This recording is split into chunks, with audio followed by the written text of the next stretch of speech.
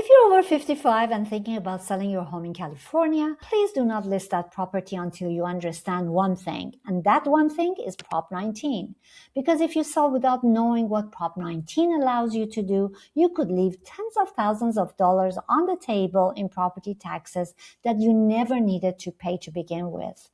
Today, I'm going to walk you through exactly what Prop 19 means for you if you're relocating, downsizing, right-sizing in California. I've seen too many sellers over 60 sell their home, buy something smaller, and then realize months later that they could have kept their old, lower property tax rate. So if you're a seller or planning to sell, maybe you want to listen to this. And before I get into details, I'm Parnia Naruzi, a realtor here in Los Angeles. I've helped many homeowners over 60 navigate their next chapter for more than 20 years. And if this video helps you, I would love to be the one to guide you through your next move. So let's begin with item number 1. Let's talk about what Prop 19 actually does. Before Prop 19, which was passed in 2020, if you were 55 or older and you sold your home, you could transfer your property tax base to a new home once with lots of limitations and restrictions. Prop 19 changed everything. Here's the headline. If you're 55 or older, you can now sell your primary residence and take your existing property tax base with you to a new home anywhere in California, any county, not just a few, but all 58 counties, and you can do it up to 3 times. Now, why does this matter? Experience has shown that many of my clients have owned their homes for 20, 25, sometimes 30 years. Their property taxes, thanks to Prop 13 actually, is based on what they paid decades ago. Maybe they bought a property for $300,000 and now the home is worth $1.5 million.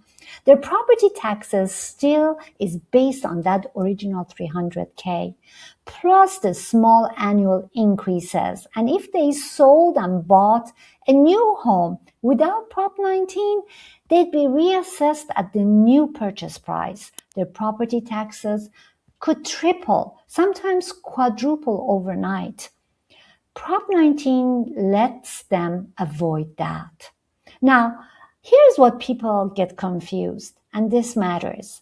If you buy a home that might cost more than what you sold your old home for, your new tax base is adjusted upward. It's not a penalty, it's a formula. The difference in price gets added to your old assessed value. So if you sold for $800,000 and bought for $950,000, the $150,000 difference gets added to your old tax base. You're not starting from zero. You're starting from your old base plus that difference. But if you buy a home that costs the same or less, your tax base transfers entirely. No adjustments and same low taxes for your new home. Item number 2 is who qualifies for this? 3 groups. First, anyone 55 or older. Second, anyone who is severely disabled. And third, victims of wildfires or natural disasters. The age requirement is based on the date of the sale. You must be 55 by the time you sell. And you must sell your primary residence. This is not for investment properties or second homes. It's for the home that you've been living in. Also, and this is important, both spouses do not need to be 55. If one spouse qualifies, then the transfer can still happen. Experience has shown that, and this comes up frequently with couples where one person is slightly younger.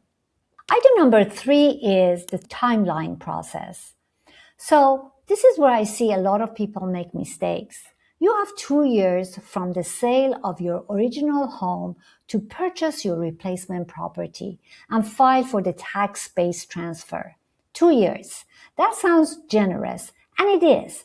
But here's the reality. Finding the right home at the right price in a competitive market such as Los Angeles can take months. and sometimes longer. So don't wait, please, until month 23 to start looking. You are setting yourself up for a rushed decision, which is not a great idea. The best approach, and this is what I talk to my clients and walk them through it, is to have a plan before you sell. Know your target neighborhoods, the areas, know what you can afford, and if possible, identify the replacement property before you close on your original home property. Number 4 is the paperwork process. Prop 19 is not automatic. So you must file a claim with the county assessor's office after you purchase your replacement home. The forms are called the Prop 19 Transfer of Tax Base form, and each county has its own version of it. In Los Angeles County, it's filed with the assessor's office. You have 3 years from the purchase of your replacement property to file. But please, again, file it as soon as possible. You don't want to wait and some things get lost or delayed, and you could miss the deadline, and there is no grace period after 3 years. Also, you will need documentation, a copy of your driver's license or birth certificate, proving your age, the closing statements from both the sale and the purchase, and proof that both properties were your primary residence. And the last item, number 5, is I want to talk about the mistakes that I see sellers make and how to avoid them. The mistake number 1 is not knowing Prop 19 exists. I know, but I've actually seen that happen. They sell, they buy, they accept the new tax assessments, and they never realize that they could have transferred their old rate. And this happens more often than you can imagine. Mistake number 2 that I see quite often is waiting too long to buy.